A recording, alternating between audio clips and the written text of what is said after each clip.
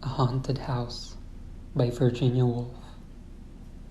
Whatever hour you woke, there was a door shutting. From room to room they went, hand in hand, lifting here, opening there, making sure. A ghostly couple. "Here we left it," she said, and he added, "Oh, but here too." "It's upstairs," she murmured. "And in the garden," he whispered. "Quietly," they said, "or we shall wake them." But it wasn't that you woke us, oh no. They're looking for it. They're drawing the curtain, one might say. And so, read on a page or two. Now they've found it.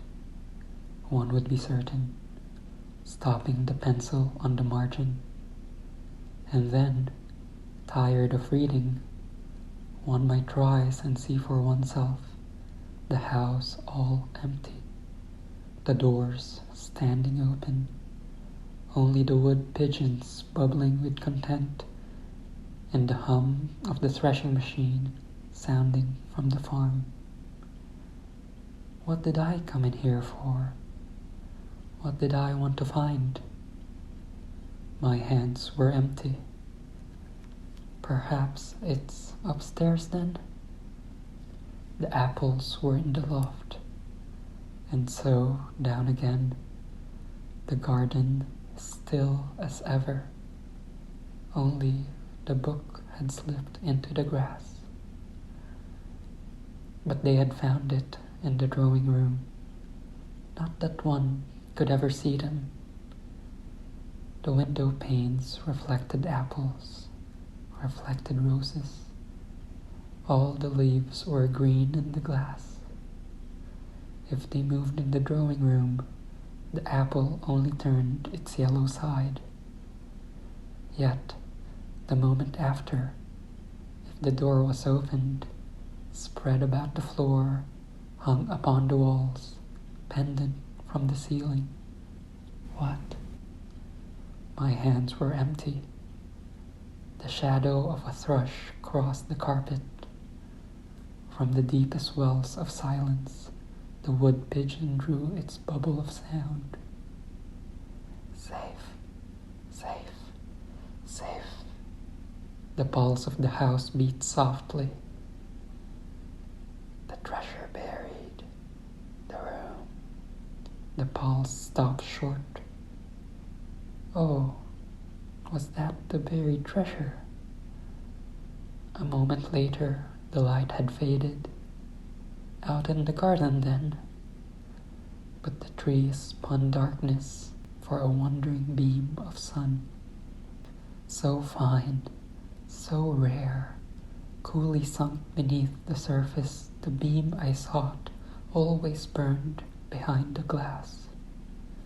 Death was the glass.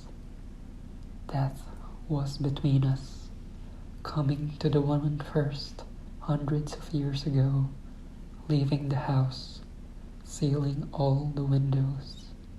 The rooms were darkened.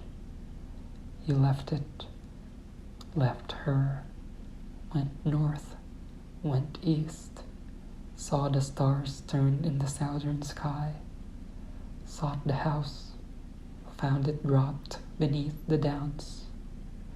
Safe, safe, safe. The pulse of the house beat gladly. The treasure yours. The wind roars up the avenue. Trees stoop and bend this way and that. Moonbeams splash and spill wildly in the rain. But the beam of the lamp falls straight from the window. The candle burns stiff and still. Wandering through the house, opening the windows, whispering not to wake us, the ghostly couple seek their joy. Here we slept, she says, and he adds, kisses without number. Waking in the morning, silver between the trees, upstairs in the garden when summer came in winter snow time. The doors go shutting far in the distance, gently knocking like the pulse of a heart. Nearer they come, seize at the doorway. The wind falls, the rain slides silver down the glass. Our eyes darken. We hear no steps beside us. We see no lady spread her ghostly cloak. His hands shield the lantern. Look, he breathes, sound asleep, love upon their lips. Stooping, holding their silver lamp above us, long they look and deeply, long they pause. The wind drives straightly, the flame stoops slightly.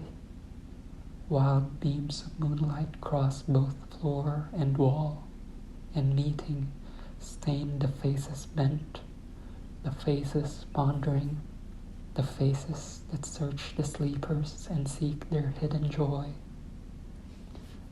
Safe, safe, safe. The heart of the house beats proudly. Long years, he sighs.